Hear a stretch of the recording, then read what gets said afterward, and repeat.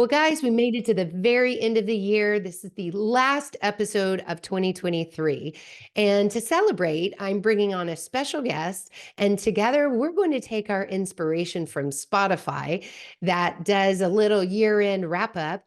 And we're calling this the 2023 Industrial Marketing Wrapped. And on the episode, we'll be talking about key trends and headlines and just all kinds of marketing stuff that we experienced throughout the year, and talk about what we're looking forward to as we look into 2024. Let's do this. Welcome to Content Marketing Engineered, your source for building trust and generating demand with technical content. Here is your host, Wendy Covey. Hi, and welcome to Content Marketing Engineered. On each episode, I'll break down an industry trend, challenge, or best practice in reaching technical audiences. You'll meet colleagues, friends, and clients of mine who will stop by to share their stories. And I hope that you leave each episode feeling inspired and ready to take action. Before we jump in, I'd like to give a brief shout out to my agency, TREW Marketing. TREW is a full-service agency located in beautiful Austin, Texas, serving highly technical companies. For more information, visit trewmarketing.com. And now, on with our podcast. Hey everyone, and welcome to another episode of Content Marketing Engineered. And it's not just another episode, it's the last episode of 2023. And here with me is repeat guest and co-conspirator in all things TREW Marketing, Lee Chapman, who is TREW's president. Welcome back to the show, Lee. Thanks, Wendy. I'm glad to be here. I can't believe it's already the end of the year. We're wrapping things up. Here we are. And if those of you just listening, you are missing out because Lee and I have our fantastic New Year's virtual backgrounds, and we have our champagne and our party clothes on. So cheers, Lee. Cheers. Cheers to wrapping up a successful 2023. And, recently, Spotify hit us with these wrapped playlists, right? And those were so much fun to see, what type of music we listened to, and just a quick look back. And that was really the inspiration for this episode today. And so, of course, we're going to wrap up marketing stuff. But before we do, Lee, tell me about your Spotify personalized wrapped playlist. And I think like this year, Spotify even gave us random college towns. Random college towns, right? So I matched our musical taste. I love music, so I'm always listening to Spotify, and I look forward to this every year. You get your your wrapped version. And so this year, apparently I spent listening to music that would make me live in Burlington, Vermont. That was my college town. Oh, so gosh. The 1975 was, I think, my number one group I listened to. I still live back in the 80s, let's be honest. So U2 was on there, Duran Duran. I did get to go see Duran Duran this year at Red Rocks Amphitheater in Colorado. That was amazing. So you went probably deep track to prepare for that. I did. I did. So apparently I skewed Burlington, Vermont, but mine I don't think was as interesting as yours was. Tell us about yours. I don't know if interesting or just funny, but ironic.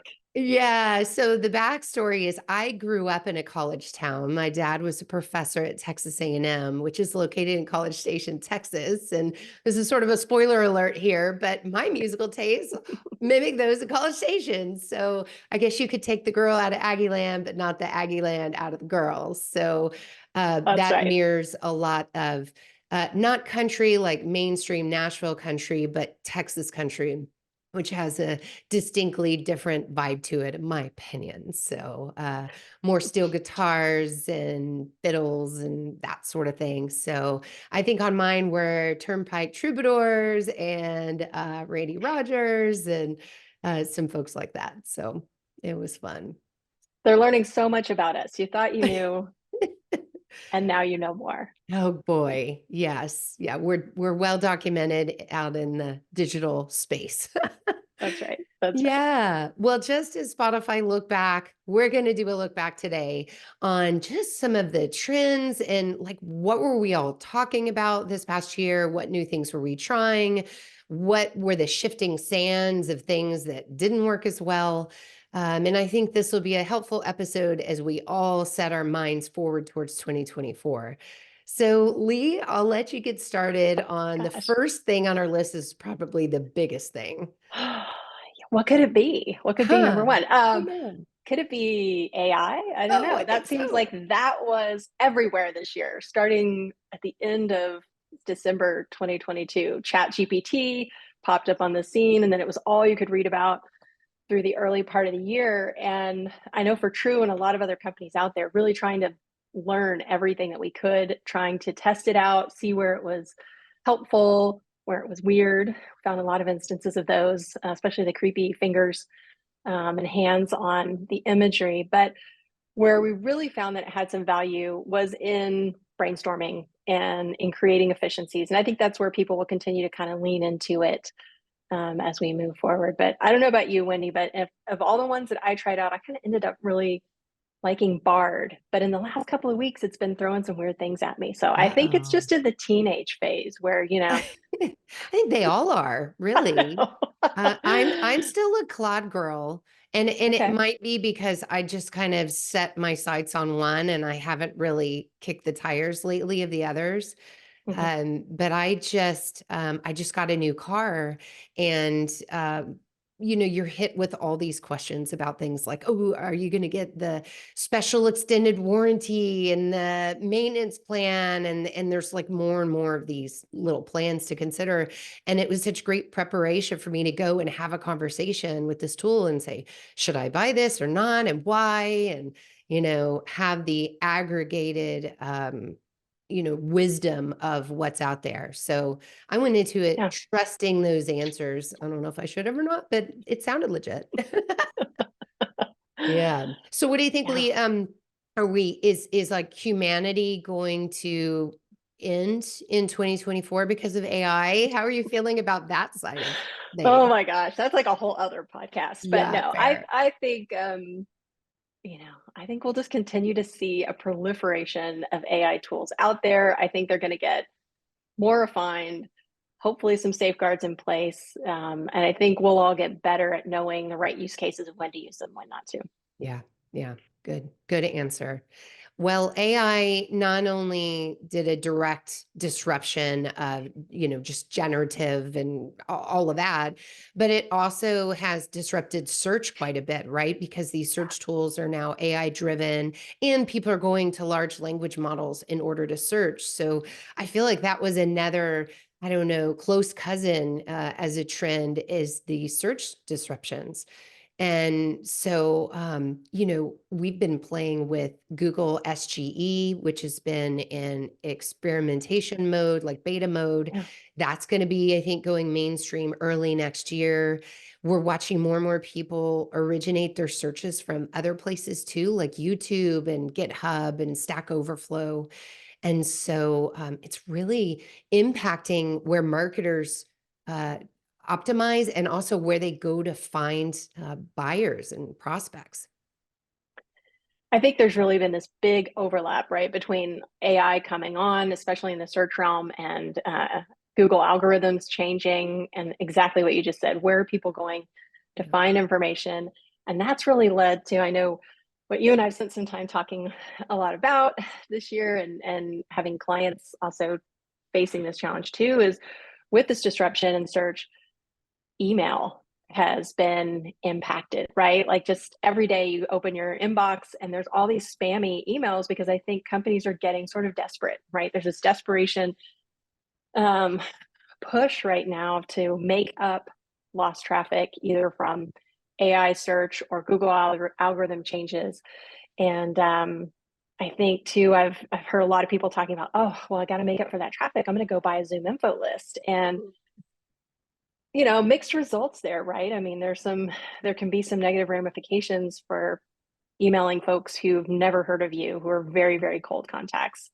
But done thoughtfully, it can have some success. So really, email, I feel like, is another one that's been a little bit up in the air, a little bit of mixed bag this year. Yeah. And you still, our data from our research report shows that, and our own clients show that newsletters are still going strong. They're still being open and clicked on. So luckily it's not that email is dead, but it's kind of like, during COVID, people abused email, and it feels like there's some of that abuse coming back because of this search disruption. So it's, I guess, a reminder to all of us that you need to be more creative and think more out of the box than just falling back on the email again.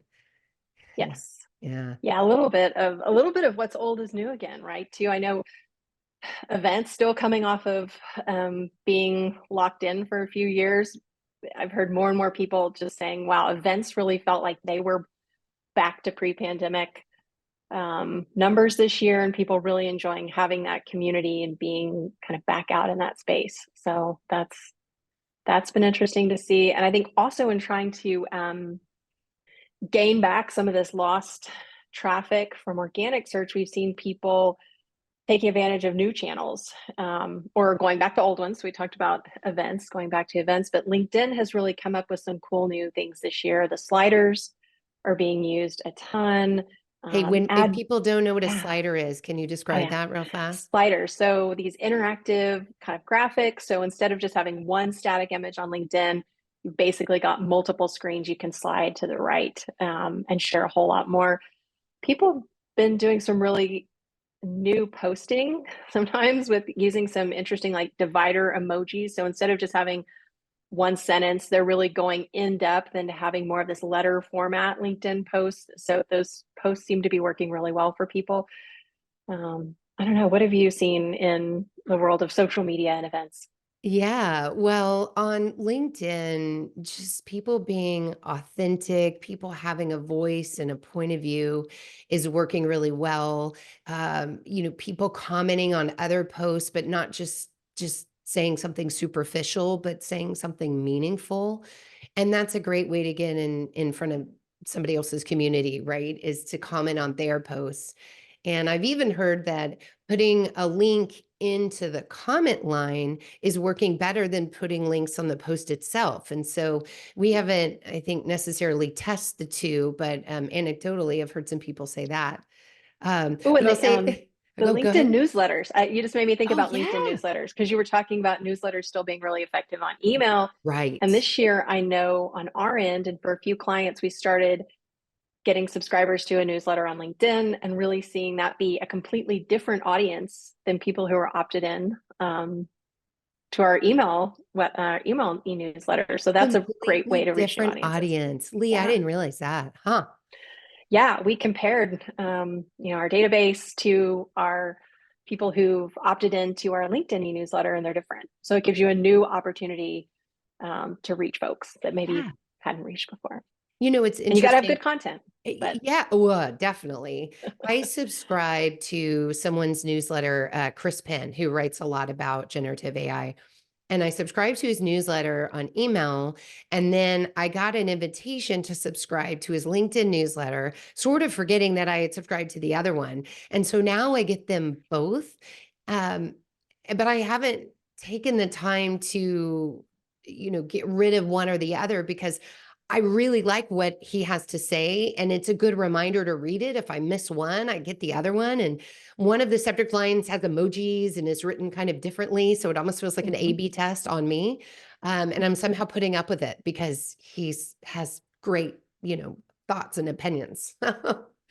And that's another great thing to try with email, again, of just like trying to keep email fresh. Of if you've got a tool like HubSpot, to really take advantage of some of the tools in there to use the A/B testing to learn a little bit more about, is your audience responding differently to things?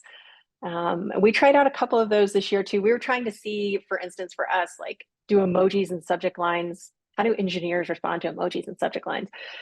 And it was sort of interesting, and it skewed, the younger the engineer, the more likely they were to respond to emojis in subject lines. We don't want to put Huh. emojis everywhere, but in email subject lines seem to work well. Oh, The older, the less likely they were to open the email. So all these little yeah. things to keep in mind. So many tools in the marketing toolbox these days. My gosh, yes. Well, speaking of channels and social, one one big thing that stands out in 2023 is the implosion of Twitter. I mean, X. So, has everybody moved away from it, Lee? What are you seeing on the client side and just in the market for B2B? And then the emergence of threads, right? And so Oh yeah, how could I that's a little forget? bit of a question. They're sort of related. I feel like both of those kind of happen. We have seen a lot of our clients leave X. I think it's just become something that not a lot of people want to be necessarily associated with, and not sure what the value is there. So I think It's become a punchline almost, it Yeah. has. And I think, for me, I feel like people still call it Twitter. It's having like a brand identity crisis. So from a brand strategy standpoint, I'm like, who are you? What is your name today? Media, I think, are even having trouble when they talk about X of how to cite it. So Yeah. I've been on. Well, I tell you, in our research report, it scores pretty low as a social channel that technical buyers are turning to. So that's a good indicator that it's kind of not something you want to, hang your hat on as your main strategy. That's for sure. I Yeah. think so. Yeah. Well, what Well, about YouTube? So we've seen YouTube, and I know the research kind of bears this out as well. YouTube seems to be continuing to have a year. Video continues to be a top oh my tactic. gosh, so B2B popular. audiences are Mhm. super into it. And I think the threshold to entry is getting lower, right? There's so many easier tools and ways. Canva, we've been experimenting a lot with Canva videos this year. It makes it really easy to pull together. So I think that is something we'll definitely see continuing on. Yeah, and you know what I love is it's across all age groups. So on this one, it isn't just the younger buyers are going to YouTube, it's everyone. And as we've been experimenting with Google's SGE, videos are surfacing higher in search results than they are on today's Google. And it really indicates how important this is. And some of it is even as simple as like someone's podcast with sort of a video overlay of audio notes and stuff. It's not even Mhm. video, but it's still ranking more highly. So don't ignore video. Yes, I think everybody, again, attention spans are waning, and expectations of engagement and interactivity are increasing. Kind Yeah. of back to those LinkedIn sliders. I think that's why those are performing really well, because they're a way to have movement and animation without having to go full in on a video. Yeah. So, I think there's another driver too, and it's when I'm watching the video, I'm more confident that this content and these opinions are actually coming from that person. So Lee Chapman, I'm seeing her face, I'm seeing her talk about this. It's not just written in a blog post with her name on it that could have been, generated by an AI bot or whatever. So the move to authenticity and having that actual person engaged is that's a thing, and I think it'll even be a bigger thing when we look at 2024. What do you think, Lee?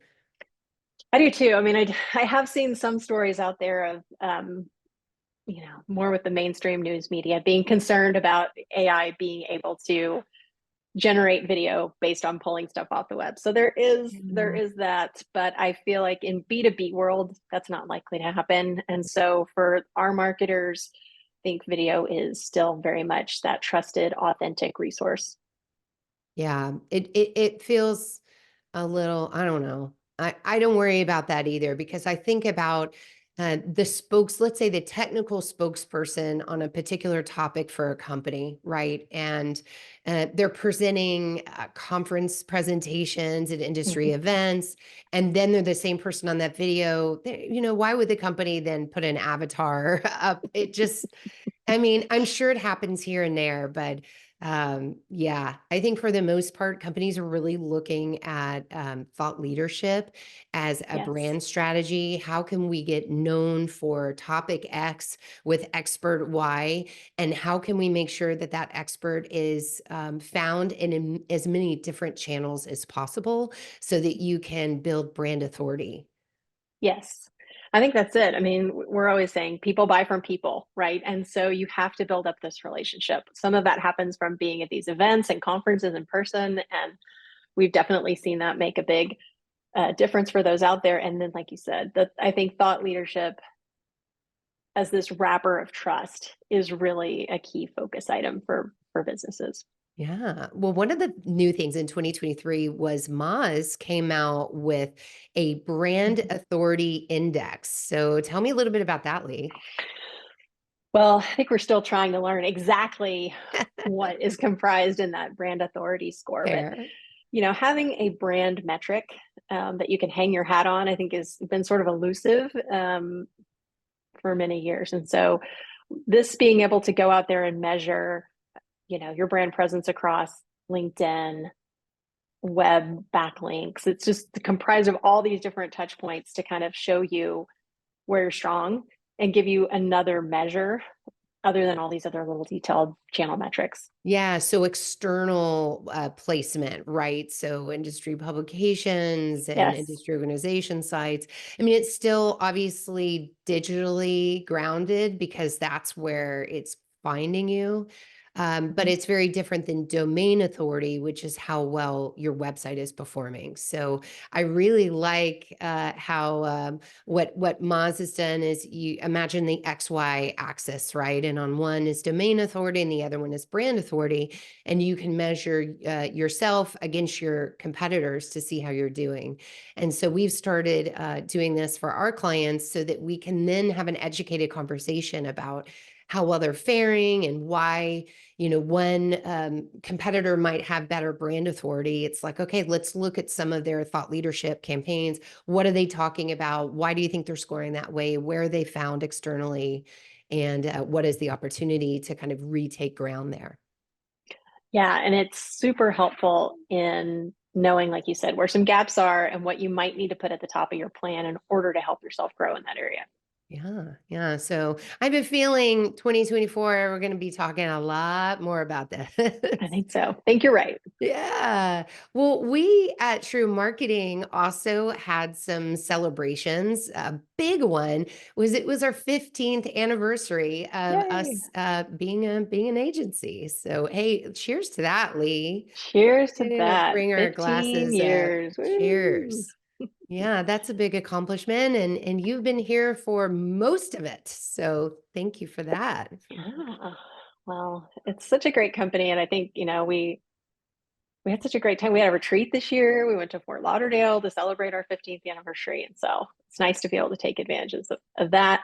And then another big win, we had an additional research report that we did this year, right? We had two resources in 1 year, two research reports in 1 year, and a content marketing world award for them. So anyway, Yeah. that was congrats on that, because I know you spend a ton Yeah. of time on TREW's behalf and with our partners working on those. So that was Thank fantastic you. recognition. That was really neat to be able to say award-winning research, but we know that award or not, how important that research has become, not only to us being informed with our clients, but also just to our industry. We've gotten so much feedback of the benchmarking that we do and just the different insights we provide helps all industrial marketers do their jobs better. And I'm really proud that we can contribute back like that. So really And I cool. know what people love about the research is, one of the things we always hear when we're helping clients and companies build their marketing programs is, well, for all this time and money I'm putting into this, what's the ROI? How do I know that the tactics that we're recommending and the channels that we're going to are really going to get us to reaching our goals? And I think this research that we've done, going on 7 years now, really we have this nice trend year over year where we can really advise and counsel on the tactics that we know industrial marketers audiences are going to respond to. So it's been super helpful in so many ways. It's such a great resource. Yeah. And as an agency, we're committed to just education. And so to that point, I've been on the road quite a lot, as has Oh my Morgan. gosh. Yeah, Yeah, a lot this year, a just lot. speaking at various events, whether it was content marketing world or different internal marketing conferences. We've had some manufacturing organizations have us in, electronic components conferences. So it's been busy, but it's been just rewarding to have these conversations and feel the pulse for how different industrial marketers are doing things and what they're learning. And, we always get so much back out of that as well. I agree. And I think an opportunity that we saw this year, and we've seen other organizations and companies we worked with as well who do training, have seen this too, this thought of master classes, right? And so, as you mentioned, you and Morgan have been out there on the road. Jen, I think, even led one of these master classes out on the West Coast, and Aaron was on a panel. So really just this, like you said, synthesizing around this education platform. There's so much to learn, like all the things we talked about at the beginning of this call with AI and algorithm changes and social media and video. And so really being able to lean into that's felt nice this year. Yeah. And then pretty soon after we ring in the new year, we'll be co-hosting our first ever event that we're putting on rather than arriving at somebody else's event with the Industrial Marketing Summit and welcoming all these people to our hometown in Austin. Lee, are you excited? I'm so excited about it. And you're getting to put your events hat back on from back in the day. And I think it's something we've been talking about for many years of like, what would this look like? And so just the months of planning and prep that have gone into this. And I just keep looking at the speaker lineup, the sponsors. We're going to dial in some fantastic weather and it's going to be great. Yes. Definitely something to look forward to. I mean, look, yesterday was it 70 degrees and sunny and just beautiful. And today is the same. So hopefully this will be a repeating pattern for us come January 31st. Fingers crossed. Yes. Well, Lee, as you look to 2024, the summit aside, what should industrial marketers keep top of mind? Yeah, that is such a good one. I think, we talked about it a couple of times here, but really focusing on your brand, having a differentiated brand across multiple channels. I listened to Dale Bertrand on your podcast last week, and he was really giving some great input too. So I'll just take a little bit from Dale there. Marketers really need to be creative and we need to be agile. We need to be trying new things. So it's all these kind of channels and algorithms changing and buyers are changing where they go look for information. I think being able to test some things out, see what works, measure them, tweak and adjust and not go too far all into one basket because I think we are seeing things change, but really having that strong brand voice and figuring out where to make up for these lost organic contacts. Okay, I'm ready. Should we do this? One more toast. Goodbye, 2023. Welcome, 2024. Woo. Cheers, Lee. Cheers. Thanks for joining me today on Content Marketing Engineered. For show notes, including links to resources, visit TREWMarketing.com/podcast. While there, you can subscribe to our blog and our newsletter and order a copy of my book, Content Marketing Engineered. Also, I would love your reviews on this podcast. So please, when you get a chance, subscribe and leave me your review on your favorite podcast subscription platform. Thanks and have a great day.